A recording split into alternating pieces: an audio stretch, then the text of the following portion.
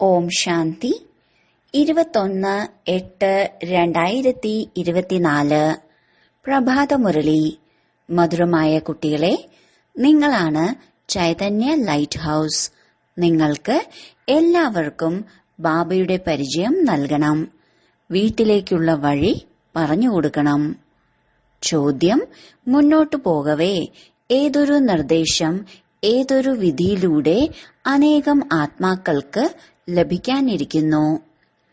ഉത്തരം: മുന്നോട്ടു പോകവേ വളരെ പേർക്ക് ഈ നിർദ്ദേശം ലഭിക്കും. അതായത്, നിങ്ങൾ ബ്രഹ്മകുമാർ കുമാരിമാരുടെ അടുത്തേക്ക് പോകൂ. എങ്കിൽ നിങ്ങൾക്ക് ഈ വൈകുണ്ഠത്തിന്റെ അധികാരി ആകുന്നതിനുള്ള ജ്ഞാനം നൽകും. ഈ സൂചന അവർക്ക് ബ്രഹ്മാവിന്റെ സാക്ഷാത്കാരത്തിലൂടെ ലഭിക്കും. വിശേഷിച്ച് ബ്രഹ്മാവിന്റെയും ശ്രീകൃഷ്ണന്റെയും തന്നെ സാക്ഷാത്കാരമുണ്ടാകും. ഏതുപോലെയാണോ ആദിയിൽ സാക്ഷാത്കാരത്തിന്റെ പാർട്ട് നടന്നത്, അതുപോലെ അന്തിമത്തിലും നടക്കും. ഓം ശാന്തി. ആത്മീയ അച്ഛൻ കുട്ടികളോട് ചോദിക്കുകയാണ്. എല്ലാവരോടും ചോദിക്കാൻ സാധിക്കില്ല. നളിനി മോളോട് ചോദിക്കുകയാണ്, ഇവിടെ എന്ത് ചെയ്തുകൊണ്ടിരിക്കുകയാണ്? ആരുടെ ഓർമ്മയിലാണ് ഇരിക്കുന്നത്? ബാബയുടെ. കേവലം ബാബയുടെ ഓർമ്മയിൽ മാത്രമാണോ ഇരിക്കുന്നത്, അതോ മറ്റെന്തെങ്കിലും ഓർമ്മയുണ്ടോ? ബാബയുടെ ഓർമ്മയിലൂടെ വികർമ്മം വിനാശമാകും. മറ്റെന്താണ് ഓർമ്മിക്കുന്നത്? ഇത് ബുദ്ധിയുടെ ജോലിയല്ലേ? നമ്മൾ ആത്മാക്കൾക്ക് വീട്ടിലേക്ക് പോകണം. അതുകൊണ്ട് വീടിനെയും ഓർമ്മിക്കണം. ശരി, വേറെന്ത് ചെയ്യണം? എന്താ വീട്ടിൽ പോയങ്ങനെ ഇരുന്നാൽ മതിയോ? വിഷ്ണുവിന് സ്വദർശന ചക്രം കാണിക്കുന്നില്ലേ? അതിന്റെ അർത്ഥവും ബാബ ഇപ്പോൾ മനസ്സിലാക്കി തന്നിട്ടുണ്ട്. സ്വ അർത്ഥം ആത്മാവിന്റെ ദർശനം, 84 ജന്മങ്ങളുടെ ചക്രത്തിന്റെ ദർശനം. അപ്പോൾ ഈ ചക്രവും കറക്കേണ്ടതായി ഉണ്ട്. നിങ്ങൾക്കറിയാം, നമ്മൾ 84ന്റെ ചക്രം കറക്കി വീട്ടിലേക്ക് പോകും. വീണ്ടും അവിടെ നിന്ന് വരും പാർട്ട് അഭിനയിക്കാൻ. വീണ്ടും 84ന്റെ ചക്രം കറക്കും. വിഷ്ണുവിന് ഒരു ചക്രവും ഉണ്ടായിരിക്കില്ല. വിഷ്ണു സത്യയുഗത്തിലെ ദേവതയാണ്. വിഷ്ണുപുരി അല്ലെങ്കിൽ ലക്ഷ്മി നാരായണപുരി, സ്വർഗം എന്നും പറയാം. സ്വർഗത്തിൽ ലക്ഷ്മി നാരായണന്റെ രാജ്യമായിരുന്നു. അഥവാ രാധാകൃഷ്ണന്റെ രാജ്യമെന്നാണ് പറയുന്നതെങ്കിൽ അത് തെറ്റാണ് ചെയ്യുന്നത്. രാധയുടെയും കൃഷ്ണന്റെയും രാജ്യം ഉണ്ടാകുന്നില്ല. രണ്ടുപേരും വ്യത്യസ്ത രാജധാനിയിലെ രാജകുമാരനും രാജകുമാരിയും ആയിരുന്നു. സ്വയംവരത്തിന് ശേഷമാണ് രാജ്യപദവിയുടെ അധികാരിയായി മാറുക. അതുകൊണ്ട് വിഷ്ണുവിന് കൊടുത്തിട്ടുള്ള ആ ചക്രം നിങ്ങളുടേതാണ്. അതുകൊണ്ട് ഇവിടെ എപ്പോഴാണോ ഇരിക്കുന്നത്, അപ്പോൾ കേവലം ശാന്തിയിൽ മാത്രം ഇരിക്കരുത്. സമ്പത്തും ഓർമ്മിക്കണം. അതിനാണ് ഈ ചക്രം ഉള്ളത്. ബാബ പറയുന്നു, നിങ്ങൾ ലൈറ്റ് ഹൌസ് ആണ്.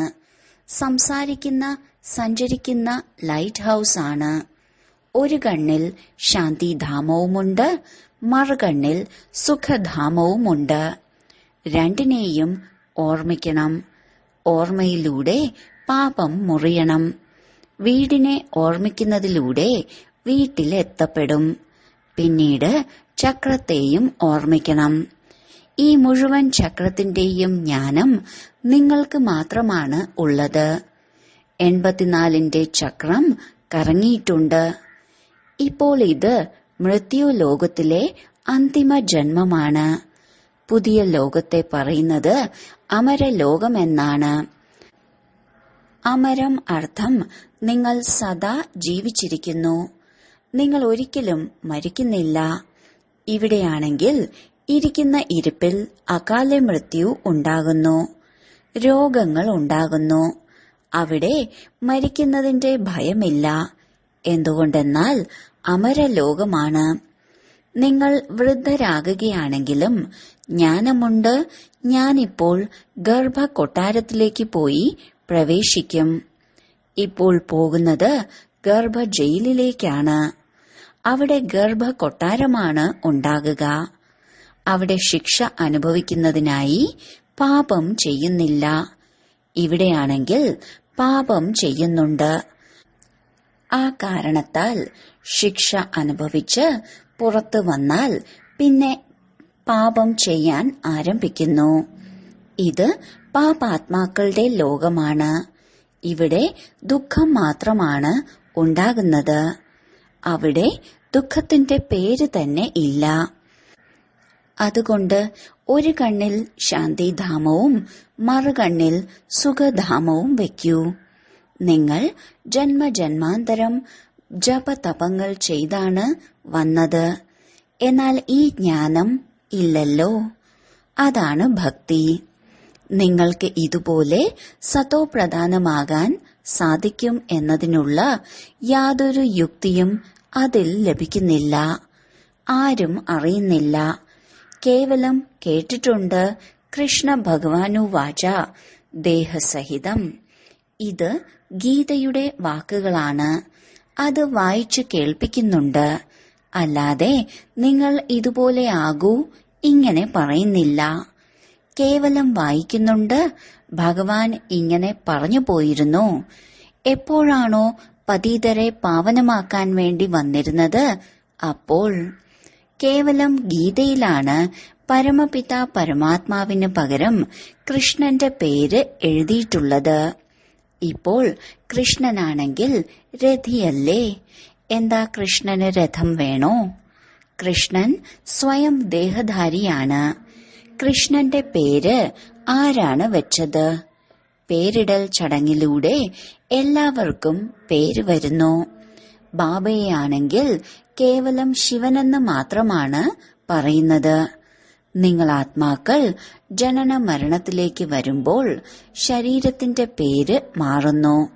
ശിവബാബയാണെങ്കിൽ ജനന മരണത്തിലേക്ക് വരുന്നില്ല.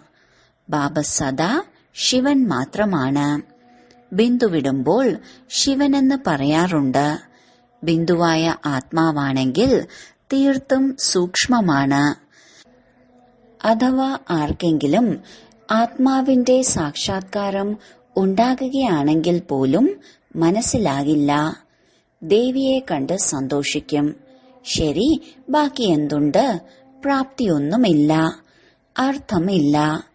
തീവ്രമായ ഭക്തി ചെയ്തു കേവലം ദർശനം മാത്രം ലഭിച്ചാൽ മതി. അതിൽ സന്തുഷ്ടരാകുന്നു. അല്ലാതെ മുക്തി ജീവൻ മുക്തിയുടെ കാര്യമേ ഇല്ല. അതെല്ലാം ഭക്തി മാർഗമാണ്. ഇവിടെ ഇതാണ് ജ്ഞാനമാർഗം. ഇവിടെ വിശേഷിച്ചും സാക്ഷാത്കാരമുണ്ടാകുന്നത് ബ്രഹ്മാവിന്റേതാണ്. പിന്നീട് ശ്രീകൃഷ്ണന്റെയും ഉണ്ടാകും. പറയും, ഈ ബ്രഹ്മാവിന്റെ അടുത്ത് പോവുകയാണെങ്കിൽ നിങ്ങൾ കൃഷ്ണപുരി അഥവാ വൈകുണ്ഠത്തിൽ എത്തും. ലക്ഷ്മി നാരായണന്റെയും സാക്ഷാത്കാരമുണ്ടാകും. അത് കരുതി സാക്ഷാത്കാരമുണ്ടായി എന്നാൽ സദ്ഗതി പ്രാപിച്ചു എന്നല്ല. ഇത് കേവലം സൂചനയാണ് ലഭിക്കുന്നത്. ഇവിടേക്ക് പോകൂ. മുന്നോട്ടു പോകവേ വളരെ പേർക്ക് സാക്ഷാത്കാരമുണ്ടാകും. നിർദ്ദേശം ലഭിക്കും. നിങ്ങളുടെ ത്രിമൂർത്തിയും പത്രത്തിൽ വരും. ബ്രഹ്മകുമാരിമാരുടെ പേരും വരും. അപ്പോൾ ബ്രഹ്മാവിന്റെ തന്നെ സാക്ഷാത്കാരം ഉണ്ടാകും. അതായത് ഇവരുടെ അടുത്ത് പോകുന്നതിലൂടെ നിങ്ങൾക്ക് ഈ വൈകുണ്ഠത്തിന്റെ രാജകുമാരനാകുന്നതിനുള്ള ജ്ഞാനം ലഭിക്കും. ഏതുപോലെയാണോ അർജുനന് വിഷ്ണുവിന്റെയും വിനാശത്തിന്റെയും സാക്ഷാത്കാരമുണ്ടായത്, അതുപോലെ ബാബ പറയുന്നു, നിങ്ങൾ കമലപുഷ്പ സമാനം ആകണം. എന്നാൽ സ്ഥായിയായി നിങ്ങൾ ഇരിക്കുന്നില്ല. അതുകൊണ്ടാണ് അലങ്കാരം വിഷ്ണുവിന് നൽകിയിരിക്കുന്നത്. അല്ല എങ്കിൽ എന്താ ദേവതകൾക്ക് ശംഖ് മുതലായവയുടെ ആവശ്യമുണ്ടോ? മുഖത്തിലൂടെ കേൾപ്പിക്കുന്നതിനെയാണ് ശംഖധ്വനി എന്ന് പറയുന്നത്. താമരയുടെ രഹസ്യവും ബാബ മനസ്സിലാക്കി തരുന്നുണ്ട്. നിങ്ങൾ ബ്രാഹ്മണർക്ക് ഈ സമയം കമലപുഷ്പ സമാനം ആകണം. 5 വികാരങ്ങളാകുന്ന മായയെ ജയിക്കുന്നതിന്റെ മല്ലയുദ്ധമാണ്. ബാബ ഉപായം പറഞ്ഞു തരികയാണ്. എന്നെ മാത്രം ഓർമ്മിക്കൂ, എങ്കിൽ നിങ്ങളുടെ വികർമ്മം വിനാശമാകും. ശ്രീമത്തിലൂടെ നടന്ന് പതിത പാവനനായ ബാബയെ ഓർമ്മിക്കൂ. ബാബയെ കൂടാതെ രണ്ടാമതൊരു പതിത പാവനൻ ഇല്ല. ബാബ പറയുന്നു, എന്നെ വിളിക്കുന്നത് തന്നെ ഇതിനു വേണ്ടിയാണ്. അതായത് ഞങ്ങൾ എല്ലാവരെയും ഈ പതിത ലോകത്തിൽ നിന്ന് മോചിപ്പിച്ച് പാവന ലോകത്തിലേക്ക് കൊണ്ടുപോകൂ. അതുകൊണ്ട് ബാബ തന്നെയാണ് വന്ന എല്ലാ ആത്മാക്കളെയും പതിതത്തിൽ നിന്ന് പാവനം ആക്കുന്നത്. എന്തുകൊണ്ടെന്നാൽ അപവിത്ര ആത്മാക്കൾക്ക് വീട്ടിലേക്ക് അല്ലെങ്കിൽ സ്വർഗത്തിലേക്ക് പോകാൻ സാധിക്കില്ല. ബാബ പറയുകയാണ്, പവിത്രമാകണമെങ്കിൽ എന്നെ ഓർമ്മിക്കൂ. ഓർമ്മയിലൂടെ തന്നെ നിങ്ങളുടെ പാപം മുറിഞ്ഞുകൊണ്ടിരിക്കും. ഇത് ഞാൻ ഗ്യാരണ്ടി നൽകുകയാണ്. വിളിക്കുന്നു, അല്ലയോ പതിത പാവന, വരൂ, ഞങ്ങളെ പാവനമാക്കി പുതിയ ലോകത്തിലേക്ക് കൊണ്ടുപോകൂ. അപ്പോൾ എങ്ങനെ പോകും? എത്ര വ്യക്തമായ കാര്യമാണ് പറയുന്നത്. ബാബയുടേത് സഹജ ജ്ഞാനവും സഹജമായ കാര്യവുമാണ്. പറയുന്നു, ജോലി കാര്യങ്ങളെല്ലാം ചെയ്തുകൊണ്ടും എന്നെ ഓർമ്മിക്കൂ. ജോലി മുതലായവയെല്ലാം ചെയ്യൂ. ഭക്ഷണം ഉണ്ടാക്കുകയാണെങ്കിലും ഓർമ്മയിലിരുന്ന്. അപ്പോൾ ഭക്ഷണവും ശുദ്ധമാകും. അതുകൊണ്ടാണ് മഹിമയുള്ളത്. ബ്രഹ്മഭോജനത്തിനായി ദേവതകൾ പോലും ആഗ്രഹിക്കുന്നു. ഈ പെൺകുട്ടികൾ പ്രസാദവുമായി പോകുന്നു. അപ്പോൾ അവിടെ സഭ കൂടുന്നു. ബ്രാഹ്മണരുടെയും ദേവതകളുടെയും മേള നടക്കുന്നുണ്ട്. ഭോജനം സ്വീകരിക്കാൻ വരുന്നു. ബ്രാഹ്മണർ ഭക്ഷണം കഴിക്കുമ്പോഴും മന്ത്രം ജപിക്കാറുണ്ട്. ബ്രഹ്മഭോജനത്തിന് വളരെ മഹിമയുണ്ട്. സന്യാസിയാണെങ്കിൽ ബ്രഹ്മത്തെ മാത്രമാണ് ഓർമ്മിക്കുന്നത്. അവരുടെ ധർമ്മം തന്നെ വേറെയാണ്. അവരാണ് പരിധിയുള്ള സന്യാസി. പറയുന്നു, ഞങ്ങൾ വീടും കുടുംബവും സമ്പത്തുമെല്ലാം തന്നെ ഉപേക്ഷിച്ചു. പിന്നീടിപ്പോൾ നാട്ടിലേക്ക് തള്ളിക്കയറുന്നു. നിങ്ങളുടേതാണ് പരിധിയില്ലാത്ത സന്യാസം. നിങ്ങൾ ഈ പഴയ ലോകത്തെ തന്നെ മറക്കുന്നു. നിങ്ങൾക്ക് പിന്നീട് പുതിയ ലോകത്തിലേക്ക് പോകണം. വീട് കുടുംബത്തിൽ കഴിഞ്ഞുകൊണ്ടും ബുദ്ധിയിൽ ഇതുണ്ട്. അതായത് ഇപ്പോൾ നമുക്ക് ശാന്തിധാമം വഴി സുഖധാമത്തിലേക്ക് പോകണം. ശാന്തിധാമത്തെയും ഓർമ്മിക്കണം. ബാബയെയും ശാന്തിധാമത്തെയും സുഖധാമത്തെയും ഓർമ്മിക്കുന്നു. ഇത് നമ്മുടെ വളരെ ജന്മങ്ങളുടെ അന്തിമ ജന്മമാണ്. 84 ജന്മം പൂർത്തിയായി. സൂര്യവംശിയിൽ നിന്ന് ചന്ദ്രവംശി, പിന്നീട് വൈശ്യ ശൂദ്ര വംശിയായി. അവർ പിന്നീട് പറയുന്നു, ആത്മാവ് തന്നെയാണ് പരമാത്മാവ്. ആത്മാവിൽ യാതൊന്നും പതിയുന്നും മായുന്നുമില്ല. എന്തുകൊണ്ടെന്നാൽ ആത്മാവ് തന്നെയാണ് പരമാത്മാവ് എന്ന്. ബാബ പറയുന്നു, ഇതും അവരുടെ തെറ്റായ അർത്ഥമാണ്. ബാബ ഇരുന്ന് ഹം സോയുടെ, അതായത് നമ്മൾ തന്നെ അത് തന്നെയാണ് നമ്മൾ, ഇതിന്റെ അർത്ഥം മനസ്സിലാക്കി തരുന്നു. നമ്മൾ ആത്മാക്കൾ പരമപിത പരമാത്മാവിന്റെ സന്താനങ്ങളാണ്. ആദ്യം നമ്മൾ സ്വർഗവാസി ദേവത ആയിരുന്നു. പിന്നീട് ചന്ദ്രവംശി ക്ഷത്രിയനായി. 2500 വർഷം പൂർത്തിയായി. വൈശ്യ ശൂദ്രവംശി വികാരി ആയി. ഇപ്പോൾ നമ്മൾ കുടുമയുള്ള ബ്രാഹ്മണനാകുന്നു. ഇവിടെ ഇരിക്കുന്നു. 84ന്റെ കരണം മറിച്ചിൽ കളി കളിക്കുന്നത് പോലെ. ഇത് കരണം മറിച്ചിലിന്റെയും ജ്ഞാനമാണ്. മുൻപ് തീർത്ഥസ്ഥലങ്ങളിൽ പോകുമ്പോൾ ഇങ്ങനെ കുട്ടിക്കരണം മറിഞ്ഞ് മാതൃക കാണിക്കാറുണ്ടായിരുന്നു. ഇപ്പോൾ നിങ്ങളുടേത് സത്യമായ തീർത്ഥയാത്രയാണ്, ശാന്തിധാമത്തിലേക്കും സുഖധാമത്തിലേക്കും. നിങ്ങളാണ് ആത്മീയ വഴികാട്ടി. എല്ലാവർക്കും നിർദ്ദേശം നൽകുന്നു. ബാബയെ ഓർമ്മിക്കുകയാണെങ്കിൽ ശാന്തിധാമത്തിലേക്കും സുഖധാമത്തിലേക്കും പോകാം. സന്യാസി, ഗുരു തുടങ്ങിയ എല്ലാവരും ശാന്തിധാമത്തിലേക്ക് പോകുന്നതിന് വേണ്ടി തന്നെയാണ് പരിശ്രമിക്കുന്നത്. എന്നാൽ പോകാൻ ആർക്കും സാധിക്കില്ല. പോകുമ്പോൾ പിന്നീട് മുഴുവൻ സഭയും ഒരുമിച്ച് മടങ്ങും. ബാബ മനസ്സിലാക്കി തന്നിട്ടുണ്ട്, സത്യയുഗത്തിൽ വളരെ കുറച്ചു പേരാണ് ഉണ്ടാകുന്നത്, പിന്നീട് വൃദ്ധി ഉണ്ടായിക്കൊണ്ടിരിക്കുന്നു. അതുകൊണ്ട് നിങ്ങളാണ് സ്വദർശന ചക്രധാരി, ദേവതകളല്ല. എന്നാൽ ഈ സമയം മായയുമായി നിങ്ങളുടെ യുദ്ധം നടന്നുകൊണ്ടിരിക്കുകയാണ്. ലോകത്തിലെ യുദ്ധത്തിലും ആരെയാണോ ശക്തിശാലിയെന്ന് മനസ്സിലാക്കുന്നത് അവരുടെ അടുത്തു പോയി ശരണം പ്രാപിക്കാറുണ്ട്. ഇപ്പോൾ നിങ്ങൾ ആരുടെ ശരണം എടുക്കും? സ്ത്രീയും പുരുഷനും രണ്ടുപേരും പറയുന്നു, ഞങ്ങൾ അങ്ങയെ ശരണം പ്രാപിക്കുന്നു. എന്റേത് ഒരേ ഒരു ശിവബാബ, രണ്ടാമത് ആരുമില്ല.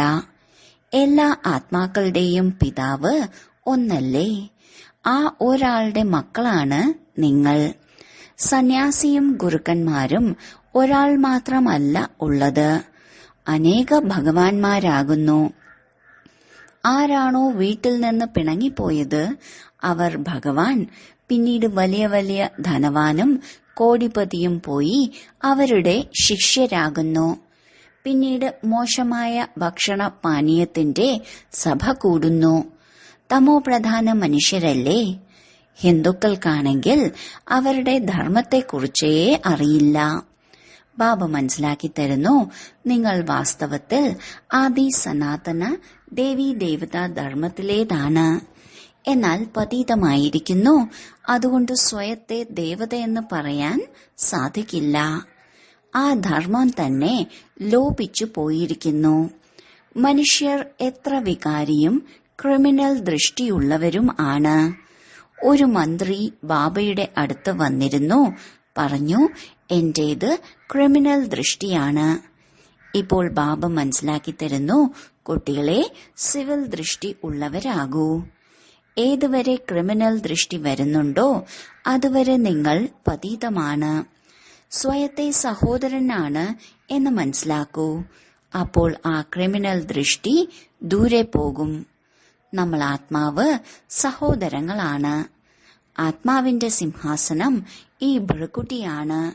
ഇതിനെയാണ് പറയുന്നത് അകാല സിംഹാസനം.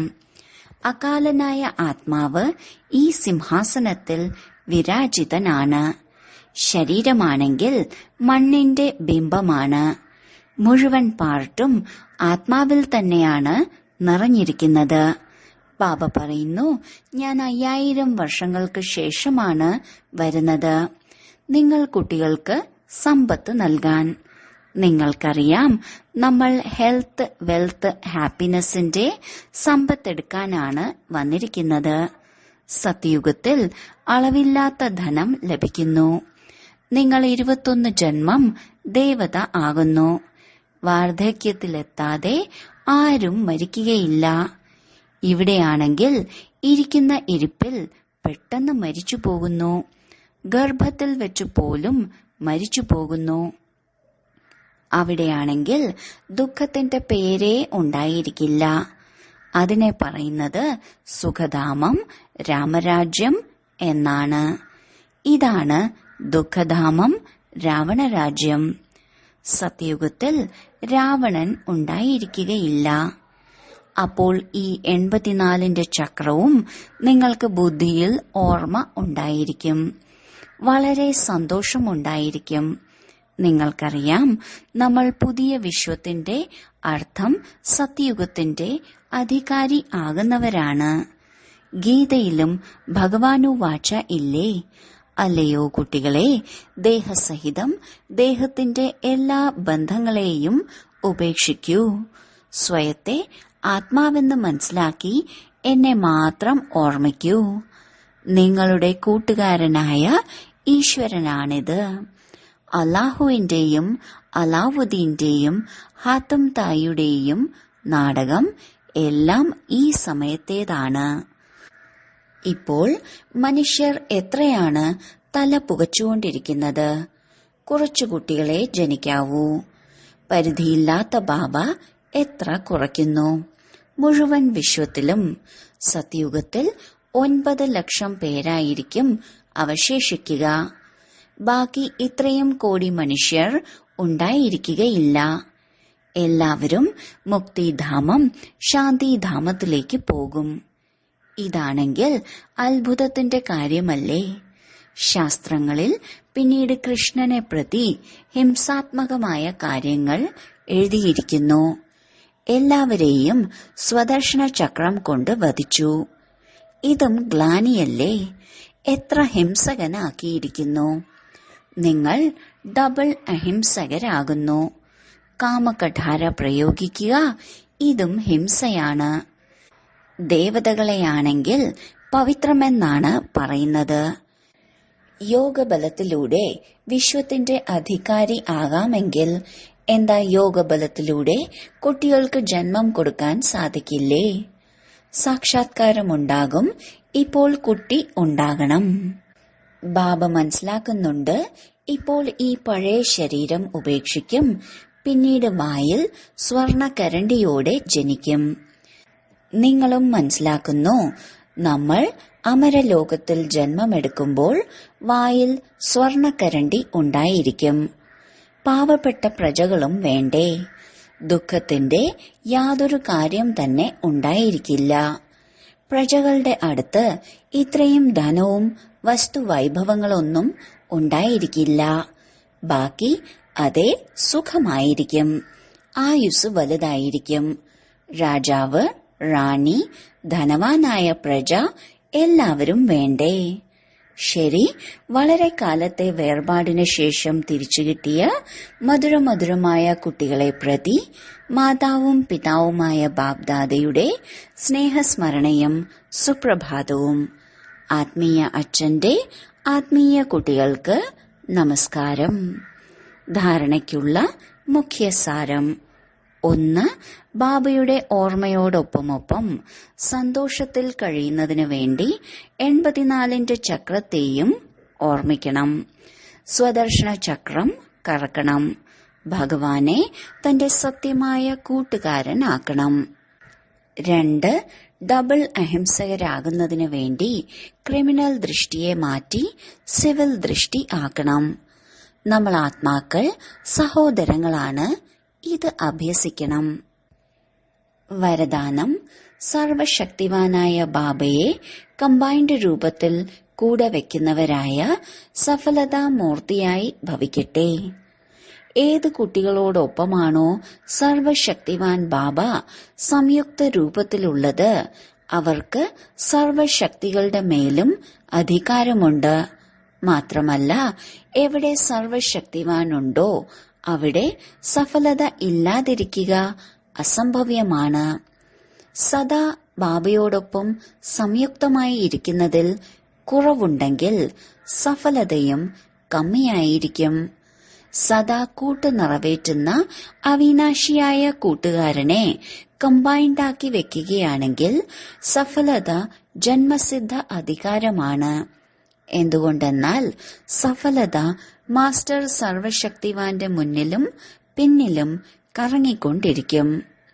സ്ലോഗൻ: സത്യമായ വൈഷ്ണവർ അവരാണ് ആരാണോ വികാരമാകുന്ന അഴുക്കിനെ തൊടുക പോലും ചെയ്യാത്തത്. ഓം ശാന്തി.